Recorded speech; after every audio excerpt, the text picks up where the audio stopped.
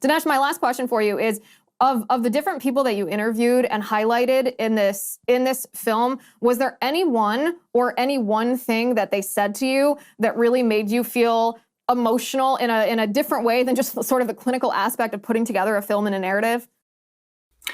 Well, I wanted the film to show two types of people.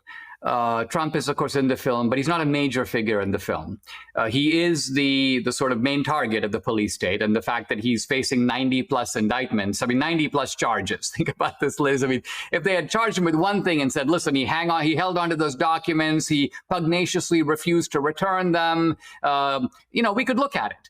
But the fact that they have this shotgun approach of, let's get him. We can't get him in D.C., we'll get him in Georgia. If we can't get him in Georgia, we'll get him in New York. If we can't get him on the criminal, we'll get him on the civil, ruin his businesses. This is classic police state thuggery. But that being said, I wanted the film to focus on whistleblowers and informants who know how the police state works. So you get a little bit of an insight into the working of the police state, its construction. And then second, ordinary people who have felt the hot breath of the police state on their face. And I think that's really where my sympathy was the strongest, because it's like, you know what?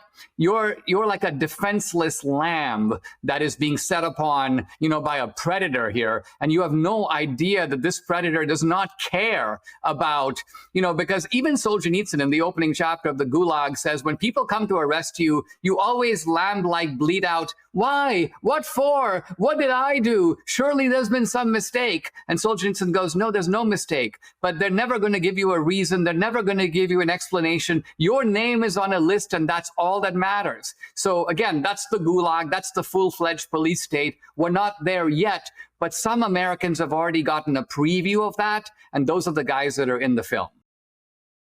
Yeah, and they really tore at my heartstrings, I'll tell you, to see how emotional they felt, but also their courage in not backing down and not cowering, even as it's wrecked some of their families. It's I'm excited for everybody to watch this movie. I really recommend it. Go to policestatefilm.net. That's where you can get your tickets. You can either watch it in theaters on October 23rd and 25th, or you can watch it at home. There's a virtual premiere on October 27th. All different kinds of tickets. Go to the same website, policestatefilm.net. Dinesh, any final things you want to have before people watch this film in full?